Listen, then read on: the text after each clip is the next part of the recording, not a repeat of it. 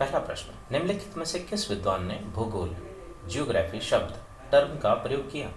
एराटोस्थेनीज ने। अगला, निम्नलिखित में से किस लक्षण को भौतिक लक्षण कहा जा सकता है? मैदान। निम्नलिखित में से कौन सा प्रश्न कार्य कारण संबंध से जुड़ा हुआ है? क्यों? निम्नलिखित में से कौन सा विषय कालिक संश्लेषण करता है? इतिहास। आप विद्यालय जाते समय किन महत्वपूर्ण सांस्कृतिक लक्षणों का पर्यवेक्षण करते हैं? क्या वे सभी समान हैं अथवा असमान? उन्हें भूगोल के अध्ययन में सम्मिलित करना चाहिए अथवा नहीं? यदि हाँ, तो क्यों?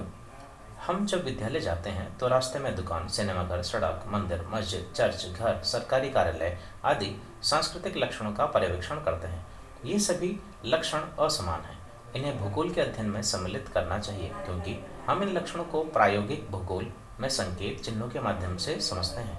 ये सभी सांस्कृतिक लक्षण सांस्कृतिक भूगोल तथा मानव भूगोल के अभिन्न हिस्से हैं। आपने टेनिस गेंद, क्रिकेट गेंद, संतरा एवं लौकी देखा होगा। इनमें से कौन सी वस्तु की आकृति पृथ्वी की आकृति से मिलती जुलती है? आपने इन विशेष वस्तु को पृथ्वी की आकृति वर्णित करने के लिए क्यों चुना है? हमने टेनिस गेंद, क्रिकेट गेंद, संतरा एवं लौकी को देखा। इनमें से संतरे की आकृति पृथ्वी से मिलती जुलती है क्योंकि टेनिस गेंद, क्रिकेट गेंद पूर्ण रूपेण गोल होती है जबकि लौकी लंबी होती है। संतरा गोल तो होता है लेकिन थोड़ा चपटा होता है। ठीक इसी तरह पृथ्वी भी ध्रुवों पर चपटी है। क्या आप अपने विद्यालय में वन महोत्सव समारोह का आयोजन करते हैं? हम इतने पौधारोपण क्यों करते हैं? वृक्ष किस प्रकार पारिस्थितिकी संतुलन बनाए रखते हैं? हम अपने विद्यालय में वन महोत्सव समारोह का आयोजन करते हैं जिसमें पौधों को विद्यालय के प्रांगण में लगाने का अभियान चलाया जाता है। पेड़ पौधे हमें ऑक्सीजन प्रदान करते हैं और कार्बन डाइऑक्साइड को ग्रहण करते हैं जो कि पारिस्थितिकी तंत्र में संतुलन बनाए रखते हैं। आपने हाथी, हिरण, केंचुए, वृक्ष एवं घास देखी है।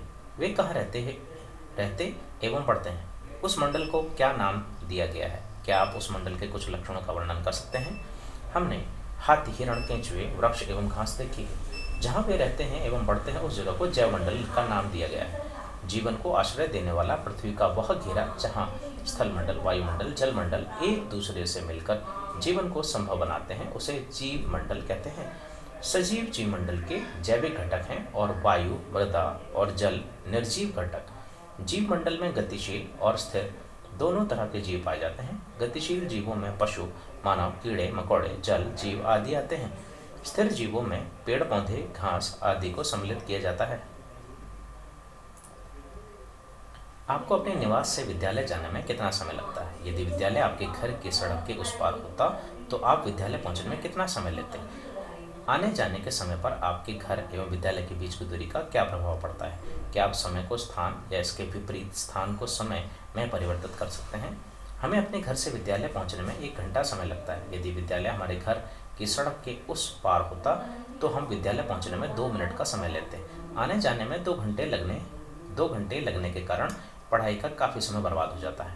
हाँ, हम स्थान को आने जाने के आधार पर समय में परिवर्तित कर सकते हैं। जैसे किसी को कहा जाता है कि अमुक स्थान पर यहाँ से पैदल 45 मिनट 45 मिनट में पहुँच सकते हैं, लेकिन समय को स्थान में परिवर्तित नहीं किया जा सकता।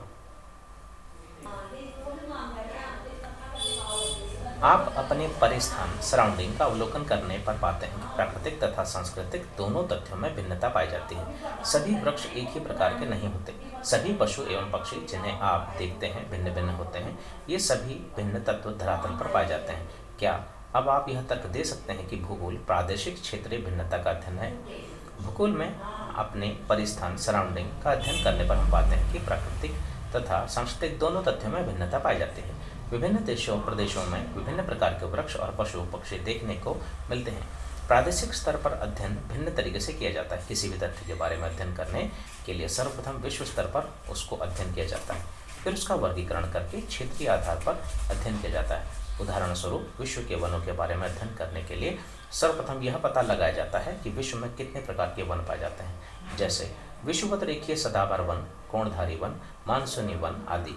प्रादेशिक उपागम में विश्व को विभिन्न पदानुक्रमिक स्तर के प्रदेशों में विभक्त किया जाता है और फिर एक विशेष प्रदेश में सभी भौगोलिक तथ्यों का अध्ययन किया जाता है। ये प्रदेश प्राकृतिक, राजनीतिक या नामित प्रदेश हो सकते हैं। धन्यवाद।